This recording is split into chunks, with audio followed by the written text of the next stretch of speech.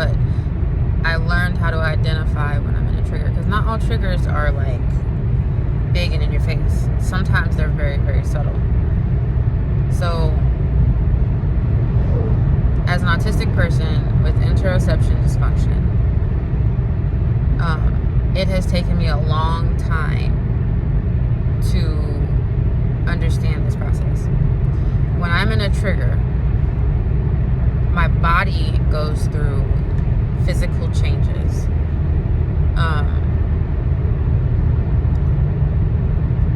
Commonly, when it's a subtle trigger that is still very impactful, but it's a subtle trigger, I will feel, I do a body scan, right? Because I'll feel unwell, I'll feel stress, I'll feel anxiety, and I'm like, well, what is happening? What's happening right now? I'll do a body scan. So often what I recognize is that this may sound simple, my bottom teeth are touching my top teeth. That means my jaw is clenched. I will notice that my shoulders are contracted in, like my chest is, what do you call that? Concave. Because my shoulders, the tension in my shoulders is contracting inward. I will notice that I will be a little bit clammy. Often I will be taking a lot of deep breaths. If I'm doing something and I'm noticing just like repeated, like over and over and over and over again, I know I'm in a trigger. An even more subtle cue is I will get constipated. And that one takes time to become aware of, but it's a consistent indicator. What else? My appetite will go away.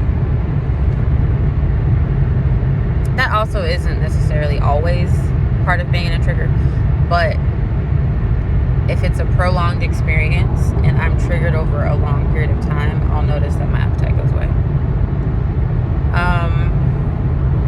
So those are the subtle signs that I have learned to look at.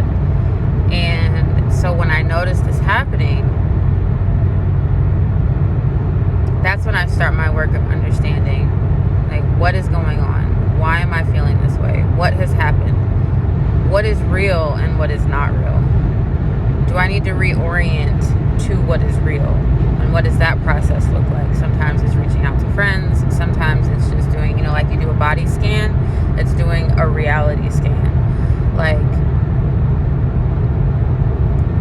where am I in space and time? Is there danger or harm in my present circumstances? Is it a more far out kind of harm? Like a recent one, it was concerns about financial matters. And so that's a more like extended type of harm rather than an immediate one. So what is real today? And then, are we safe? Do we have everything we need? Are we satisfied? So that's like the reality scan. And usually going through those things starts to alleviate some of the discomforts. And then you have the other somatic releases, like patting your chest or shaking or, different things like that, right? So there's different ways to release the tension, but learning how to identify within my own body when I'm in a trigger, even a subtle trigger, has been really important because it keeps me from going into the fawn response, which then leads to, decisions and outcomes that I wouldn't have made outside of a trigger.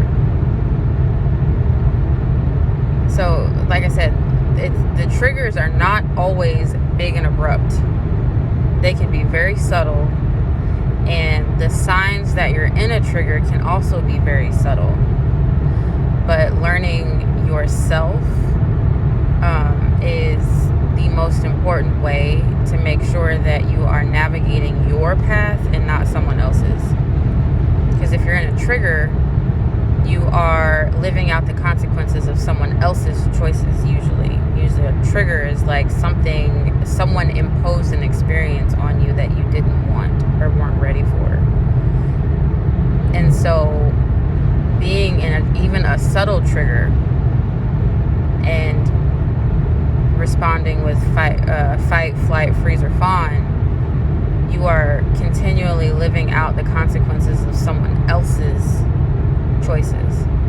So learning how to identify the triggers, to identify when you are in a trigger, and then being able to resolve that, bring that down, that level of tension down, so that you can breathe, so that you can evaluate and stay on your own path, not living out the consequences of other people's path, is super important. I learned how to do that effectively in 2023.